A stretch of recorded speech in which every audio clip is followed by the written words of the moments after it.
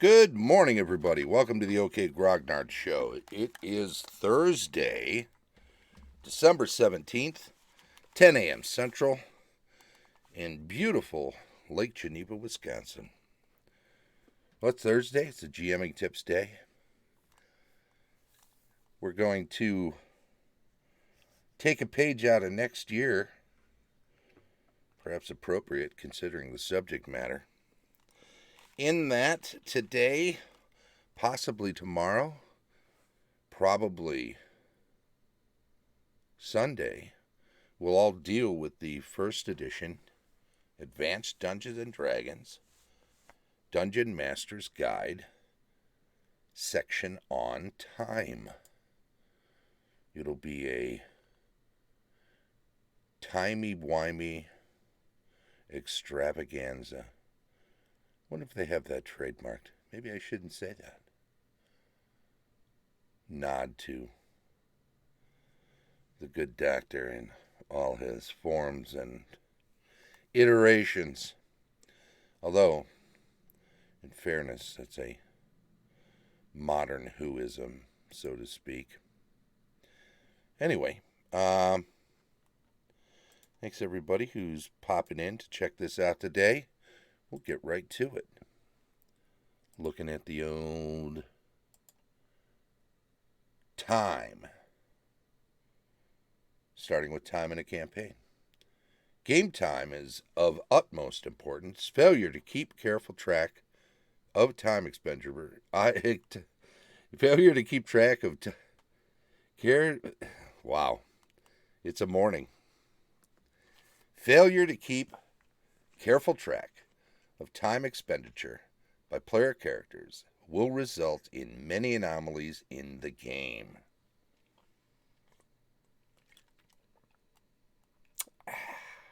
Likewise, the time spent adventuring in wilderness areas removes concerned characters from their bases of operation, be they rented chambers or battlemented strongholds.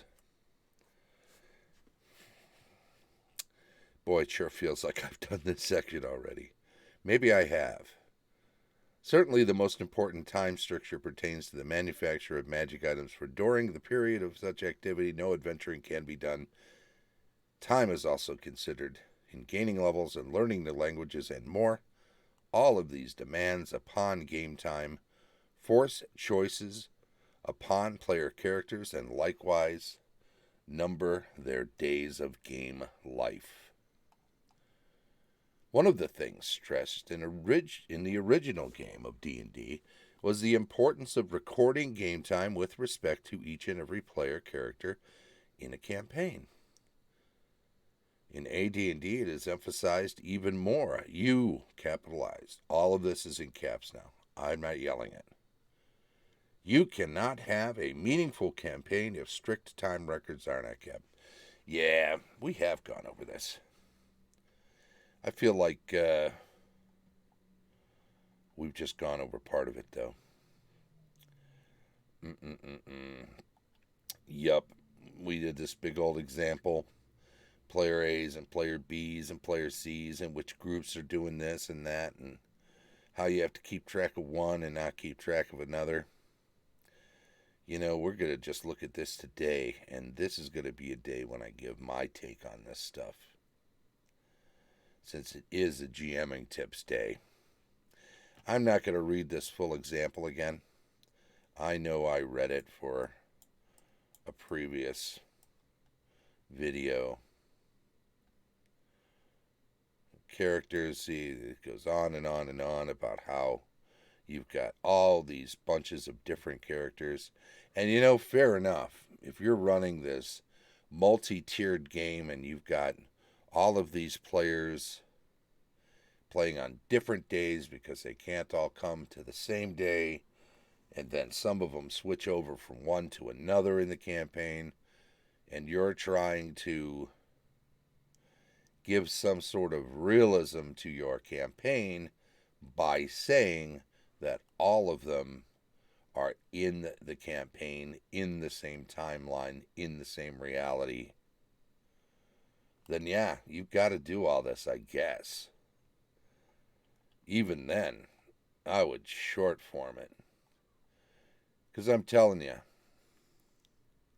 all the work you will do to keep track of this and that, who's doing what exactly at what time, all of that is going to be a huge pain in the butt. You are going to find yourself making mistakes about it anyway, such that in the end, whatever mistakes you make are going to nullify any good you've done by keeping track of all of this relative to each other. So my suggestion, and here's what I do. At the beginning of a campaign, I already know what year I'm going to be in. I roll a 12-sider because I have 12 months in my campaign also. And I roll a 30-sider for the day, and then I roll a 24-sider for the hour. And that's when the campaign starts. That's the most effort I put in to dealing with time in a campaign. I keep track of stuff as it goes along. I keep track of rounds and turns. I keep track of days. I keep track of how much travel has to be done back and forth. Let's say there's a dungeon complex, 5 days from town. The group goes in, they do a bunch of damage, they don't clear the place out, they opt to get back to town for whatever reasons. Sometimes it's meta reasons, sometimes they just know they're going up a level and they'd rather face the rest of the complex at a higher level. And I don't begrudge people that. Hey, how's it going?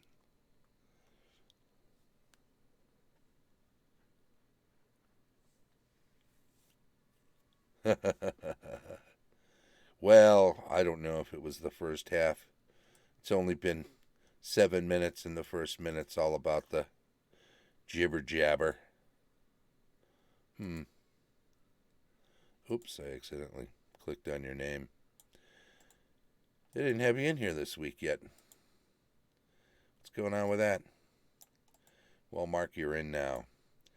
Anyway, keep track of the days. If it's 5 days to and from the complex, and the group goes back to town, and then they spend any time there. Sometimes they spend quite a bit of time there before they head back to the complex. I keep track of all that because if there are other beings that are there at the place that they left and are planning to go back to, all of those beings, creatures, people, whatever, demons, all of them have the same amount of time to expend before the next time the group gets there. And, if they're doing anything, maybe they're packing up and clearing out. Maybe they've seen the destruction this group brings and they've decided, hey, they've left us alone. They've given us a breather.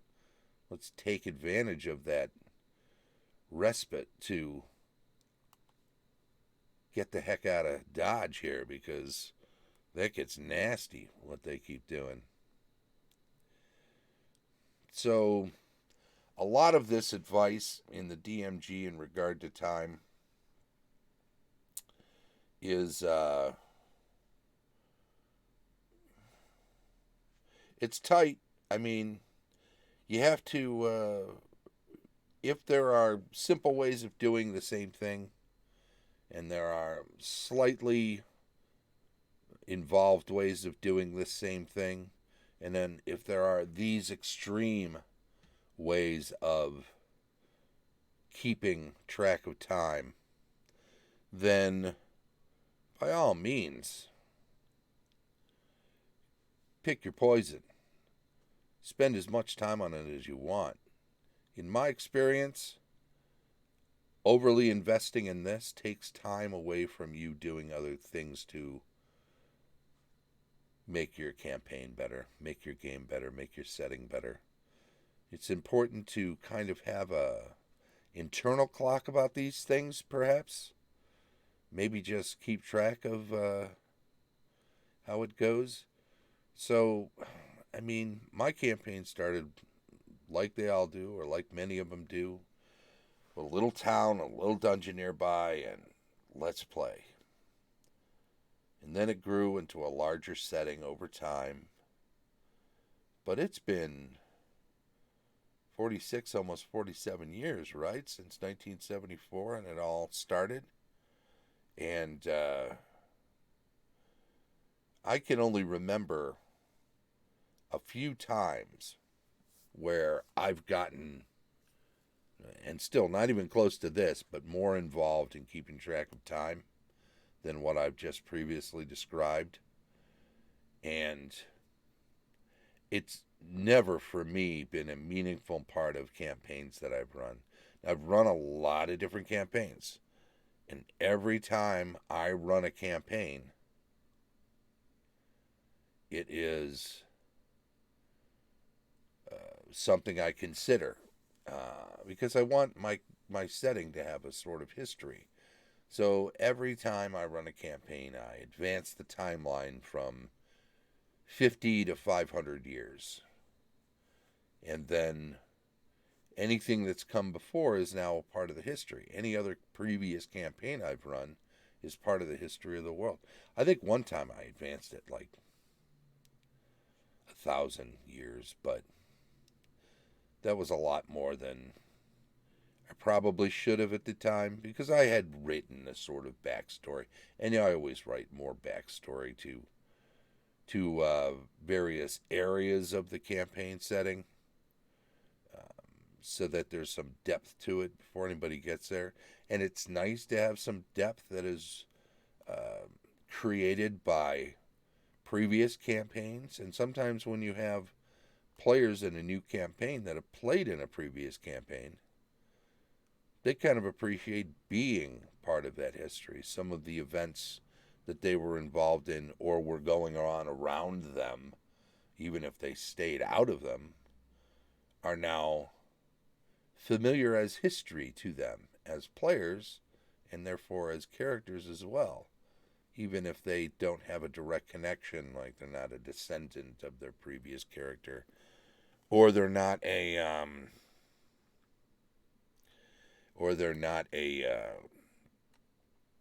say a long-lived race like elves or something that could possibly have been there at that time too.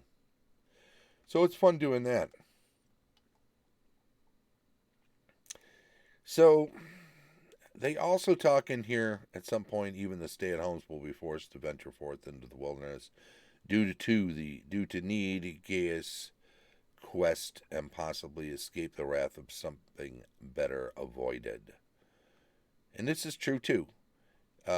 Time in your campaigns is extremely useful as a motivating factor, in that the players will always know that if they sit still, if they don't stay active and do things, you have a campaign that's dynamic, and because there is a time factor to things, things will be developing around them. Things will be continuing, even if they're just sitting back and looking at events that are going on. All of the, and maybe you want to pick and choose how much awareness they have of bigger picture events, what's going on in the kingdom, what's going on further afield in neighboring kingdoms. I don't know. They don't have a television unless they're actively seeking information. You get to decide how much they get as stuff is going forward. So you can, messengers from outlying kingdoms have come back and explained that there's an uprising over here that may spill over in your kingdom. Okay, that's important information. Morning, Rick. And it's also important to make sure that local events that of which they will be aware, the ones of which they will be aware of will become apparent to them as well, because they need to know that stuff to help them make decisions, right? They may want to get involved in stuff. These are the natural hooks where you're not dangling them in front of the players.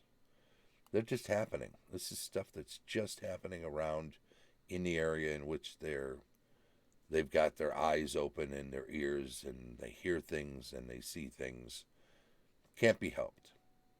You're not telling them they have to get involved, but they may determine that it's in their best interest to get involved because it might be a payoff for them, because it's just important to them morally or ethically to be involved in some events that are happening around them. And all of that can be a great way. So time shouldn't be the game master's master. Time should be another tool in your toolbox. You should be able to use it to motivate the characters, to create more depth in your setting. And if those aren't the main things you're getting by investing in time as a concept in your campaign, you're probably not getting as much out of it as you could. Maybe you like just keeping books and records all the time. Maybe that's important.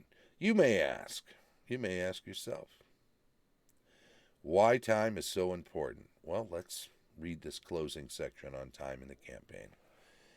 If it causes such difficulty with record keeping, dictates who can or cannot go adventuring during a game session, and disperses player characters to the four winds by its strictures. Well, as initially pointed out, it is a necessary penalty imposed upon characters for certain activities. Okay, it takes this long to make a magic item. That's one thing that makes sense, right? Otherwise, people would just be churning them out. Beyond that, it also gives players yet another interesting set of choices and consequences. That's true, and I think we just covered that. The latter tends to bring more true-to-life quality to the game, as some characters will use precious time to the utmost advantage, some will treat it lightly, and some will be constantly wasting it to their complete detriment. Time is yet another facet which helps to separate the superior players from the lesser ones.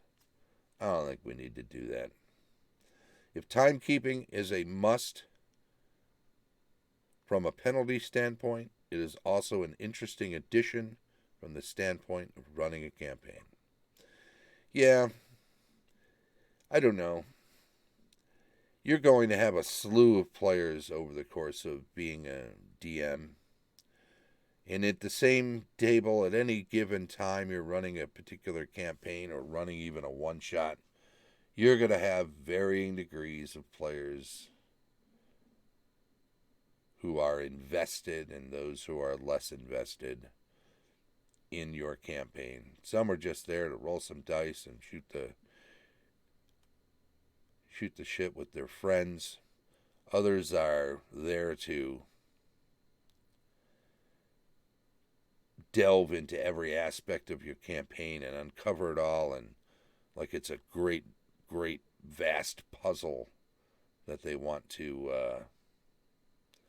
pick apart, figure out every detail, like taking a watch apart and putting it back together when they've figured out certain things about it. Others are going to be involved in the story. They're going to get into the narrative aspects of the campaign, whether you're bringing them to the table or they're bringing them to the table themselves through their character actions and how they pursue things. And I think it's less important to determine which players are superior and which are lesser ones, as it's put here, and to separate them by laying some sort of judgment on them based on how they deal with time aspects in your campaign. I don't find any of that to be useful to enjoying the game. I don't find that useful to sharing an entertainment with friends. That whole chunk there just feels kind of pushy and controlly, and I don't like it. So ignore it, I say. If you find you need to do it, if you find you need to iron fist, time, go right ahead. But don't invite me to your game. I'm not going to enjoy all the record keeping I've got to do on the player side of it. Because if you're doing a ton of it, I'm probably going to have to do some of it for my character too. And that's not why I play. Anyway, that's my GMing tips in a nutshell for time in the campaign. Do we move on to time in the dungeon? Have we spent enough time going over time? Why don't we do time in the dungeon? Should we do this tomorrow? There's not much there, is there? Let's just go to a quick look through it. Keeping track of time in a dungeon. And it may well just be the same advice I just gave, right? Keeping track of time in the dungeon, parentheses, or on any other type of adventure, close parentheses, is sometimes difficult, but it is at least as important as the accurate recording of time in the campaign. As has been mentioned elsewhere, the standard time breakdown is 10 one-minute rounds in a turn and 6 turns in an hour. All referees should keep a side record of time on a separate sheet, marking it off as the turns pass, marking off the turns as they pass. Parentheses, melees, or other actions which result in fractional turns should be rounded up to make complete turns. End parentheses. It is essential that an accurate time record be kept so that the DM can determine when to check for wandering monsters, and in order to keep a strict check on the duration of some spells, such as Bless, Haste, Strength, etc. The DM must also know how long it has been since the last time the party took a rest. A party should be required to rest at least 1 turn in 6. That's some interesting advice. I don't think almost anybody I've ever played under follows. Remember, the average party packs a lot of equipment, and in addition, they should rest a turn after every time they engage in combat or any other strenuous activity. Right?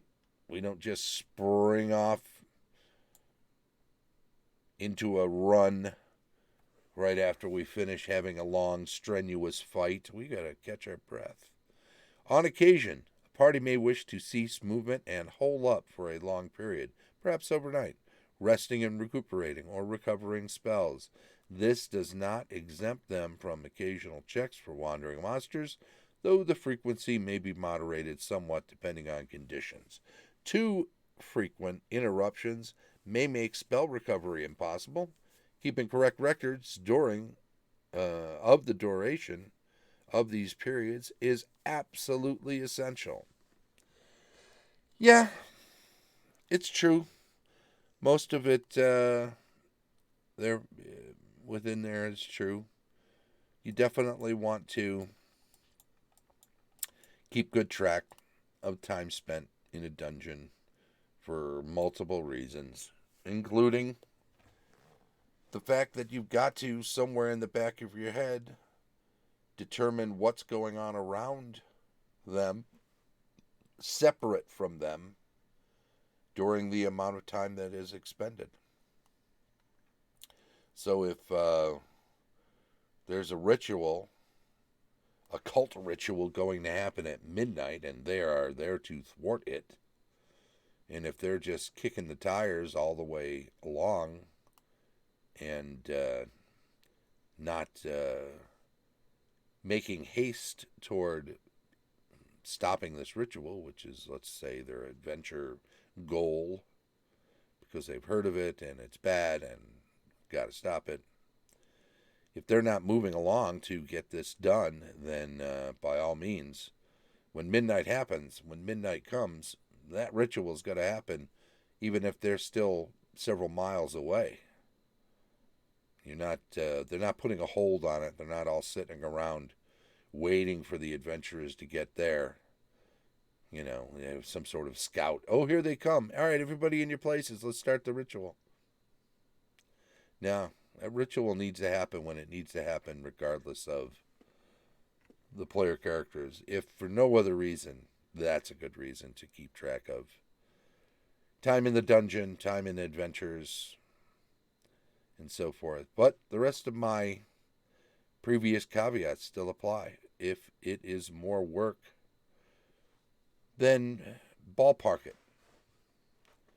If it's so much work that it results in negative effects upon the game or campaign or anything, then cut down on the amount of effort you're putting toward it, ballpark it, acknowledge that it's true and it needs to be kept track of. Let a player keep track of how many rounds or turns a spell is. Let them help in that regard. If one of them cast a spell that lasts many, many turns, then have them keep track of that. Let them know when things happen. Let them remind you that it's something that exists and that you need to let them know when it stops being effective. So that's about it. That's about all the advice I have. There's my GMing tips for time. I think that's more than enough. And yeah, I did go over this section once before in a campaign discussion day. It was good. I might have been less harsh on the idea of rigorous bookkeeping than I was today. But, every time you read something, it hits you in one way or another, and sometimes you have a different take on it. So, generally speaking, I'm sure I gave more or less the same sort of opinion of it. But here we are, and there it was. Mark! Sorry I wasn't so attentive to the chat today. I just had to get through a pretty big chunk in the time that I had. Yeah. Right on. All the stuff I'm reading that you wrote. Yep.